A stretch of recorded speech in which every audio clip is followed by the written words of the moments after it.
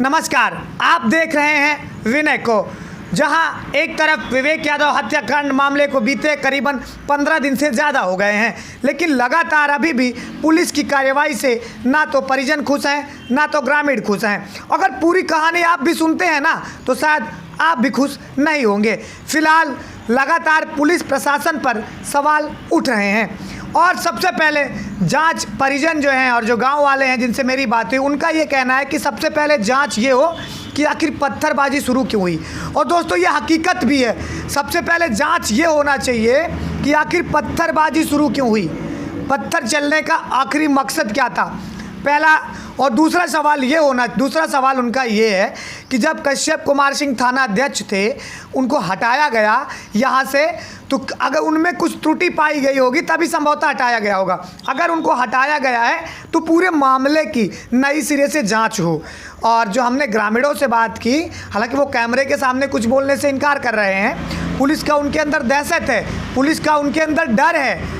मैं आपको बताऊं जो लड़के के पिता हैं, जिसका ये पूरा मामला है, विवेक यादव, अपने भाइयों में वो 3 भाइयों में बीच का था, मतलब दूसरा भाई था। तो अगर देखा जाए, जब उनके पिता से बात करने की कोशिश की गई हमारे कलीग द्वारा, तो उन्होंने साफ तौर पे हाथ जोड़ लिया और ये कहा, मैं बाइट नहीं दे सकता, मैं इंटरव्यू नहीं दे सकता। आप इस बात को समझिए कि इतना ज़्यादा दर्द है उनके अंदर, इतना ज़्यादा पीड़ा है, इतना या तो कहे दहशत है, वो कैमरे के सामने बोलने को कुछ भी तैयार नहीं है। मैंने कुछ बाज़ार वालों से भी बात करने की कोशिश की, मेरे कलीग गए हुए थे वहाँ पे। मैं चूँकि अवेलेबल नहीं हूँ तो उनको भेजने का प्रयास किया कि मेरे कलीग जाए। कलीग से भी जो मार्केट के लोग हैं, जो वहाँ पर चश्मदीद थे, कुछ ने तो बोलने के बताने का साहस किया और कुछ ने तो ये कहा, मैं इस विषय में आपसे बात नहीं कर सकता।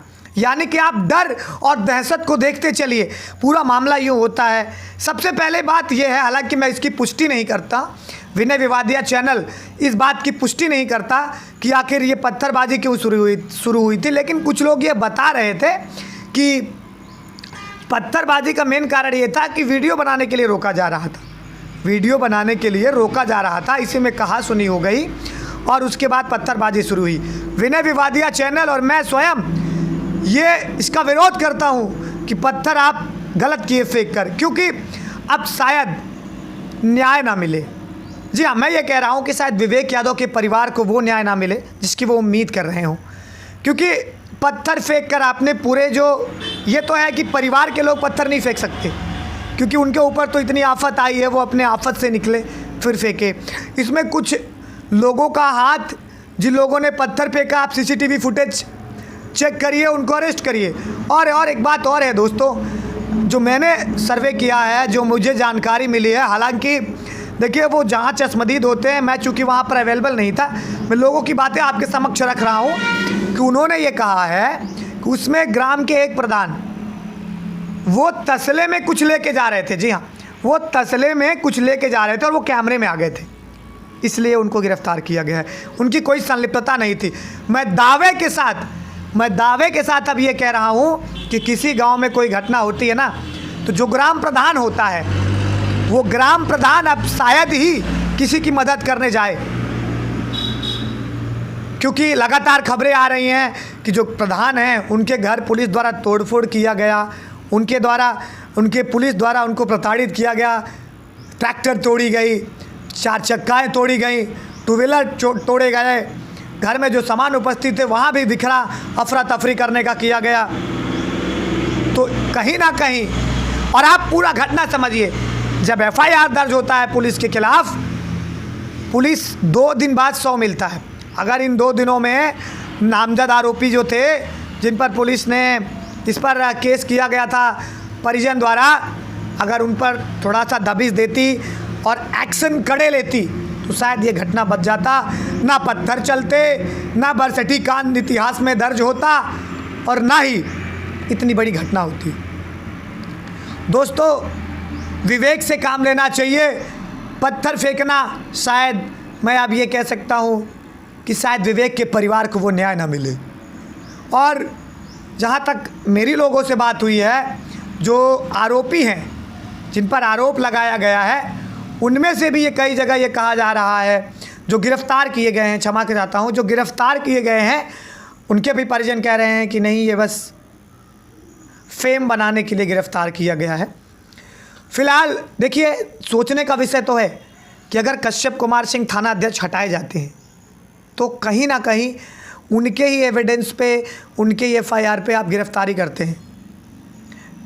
दूसरी बात, राजेश यादव जब नए थाना अध्यक्ष बनाए जाते हैं त्वरित कार्रवाई होती है, दो की गिरफ्तारी होती है, और गिरफ्तारी 2 की होती है। सवाल आप ये समझिएगा, कहा जा रहा है, लोगों को बताया जा रहा है कि वहाँ जो पहला आरोपी जब गिरफ्तार हुआ था तो शायद ये खुलासे भी हुए थे संभवतः, हालांकि मैं इसकी पुष्टि नहीं करता, कि वहाँ से 7 से 8 लोग थे, काफ़ी लोग सम्मिलित थे। गिरफ्तारी अभी तक सिर्फ 2 हुई है, लेकिन परिजन और गांव वाले, पत्थर फेंकने वालों में कुल मिला के 37 लोगों की गिरफ्तारी हुई है। 147 से 148 के खिलाफ नामजद एफआईआर दर्ज है।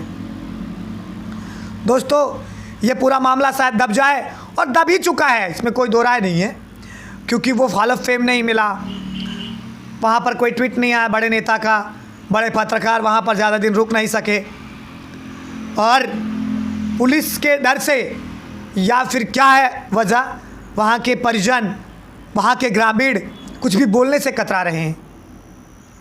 तो कहीं ना कहीं विवेक यादव हत्याकांड मामले में शायद ही विवेक के परिवार को अब न्याय मिल सके। उस परिवार पर क्या गुजरती होगी जिसमें एक 26 से 30 साल का एक युवा होता है, परिवार बिफर जाता है, माँ बाप, क्या गुजरती होगी उस पर। फिलहाल ऐसी तमाम घटनाएं हो रही हैं, और यूपी पुलिस, ना सिर्फ यूपी पुलिस बल्कि जौनपुर की पुलिस इसलिए भी सवालों में है क्योंकि आपने मटरूबिंद का कांड तो सुना ही होगा। मटरूबिंद का कांड आपने सुना होगा, बड़ौना सागर थाना क्षेत्र के अंतर्गत। थाने में सुसाइड कर लेते हैं वो, एक गरीब परिवार होता है, शायद आपने देखा भी होगा। अगर नहीं देखा होगा दोस्तों तो कमेंट करिए। अगर आप लोग कमेंट करते हैं और ये बताते हैं कि उस पर भी वीडियो बनाया जाए तो मैं ज़रूर उस पर भी आऊँगा। लेकिन वो घटना भी काफ़ी निंदनीय है। फिलहाल विवेक यादव मामले में हमारे पास जो भी अपडेट आएगी दोस्तों, मैं आपके साथ साझा करता रहूँगा। अगर आप लोग चाहते हैं विवेक यादव के परिवार को न्याय मिले, जो पीड़ित परिवार है उसको न्याय मिले, जो 37 गांव वाले गिरफ्तार हैं उनमें से कौन निर्दोष है उसको न्याय मिले, दोषियों को सज़ा मिले, निर्दोष को न्याय मिले, तो आप इस वीडियो को ज़्यादा से ज़्यादा लोगों तक पहुँचाइए, शेयर कीजिए, अपनी आवाज़ उठाइए, क्योंकि अगर आप आवाज़ उठा नहीं सकते तो आवाज़ उठाने का साथ दीजिए। नमस्कार दोस्तों, आपका अपना विनय विवादिया आपके बीच हाजिर होता रहेगा। आपके क्षेत्र में अगर कोई भी खबर हो जो आप प्रकाशित करवाना चाहते हैं, कोई क्राइम की खबर हो, तो आप मुझे मेल कर सकते हैं, कमेंट कर सकते हैं, उस पर जांच पड़ताल होगी। अगर वो घटना सही निकलती है तो मैं अपने माध्यम से, आपके माध्यम से इस चैनल पर उस कार्यक्रम को साझा करूंगा। नमस्कार।